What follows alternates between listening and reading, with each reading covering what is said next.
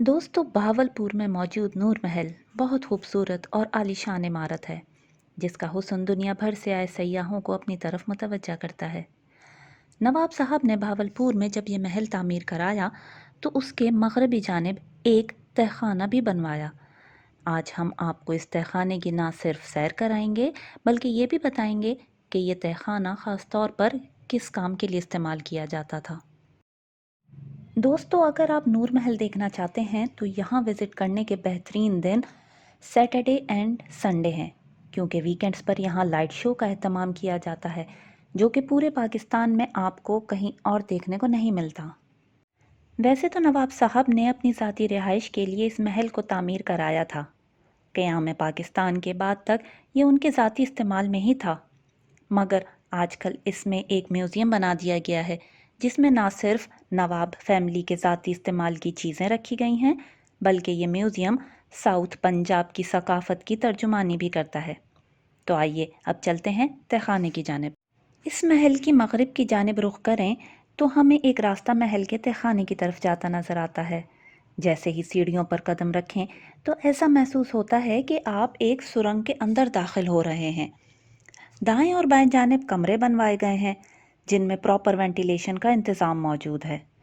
ہر کمرے میں روشن دان ہے، کہیں سے بھی ایسا نہیں لگتا کہ آپ ایک سرنگ نما تہخانے کے اندر موجود ہیں۔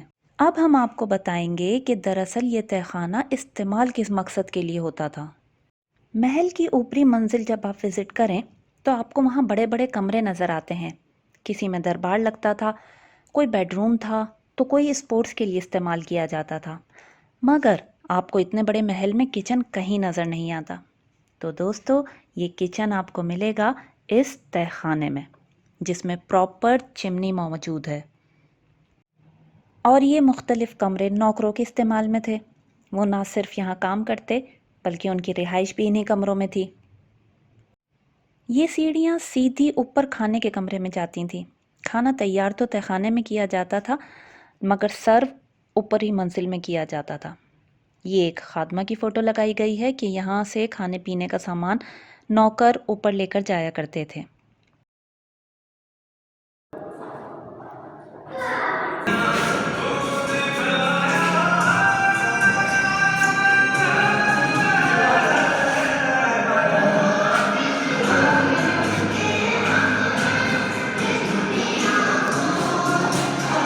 یہ کمرہ نوکروں کے استعمال میں تھا۔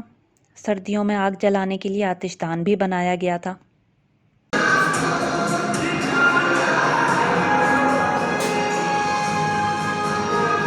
اس سے پہلے ہم نے پرانے گھروں میں کھلے کچن تو ضرور دیکھے ہیں، مگر اس طرح کا کچن، وہ بھی تہخانے کے اندر، میں نے پہلی بار دیکھا ہے، جو کہ بڑی ہی مہارت سے بنایا گیا ہے۔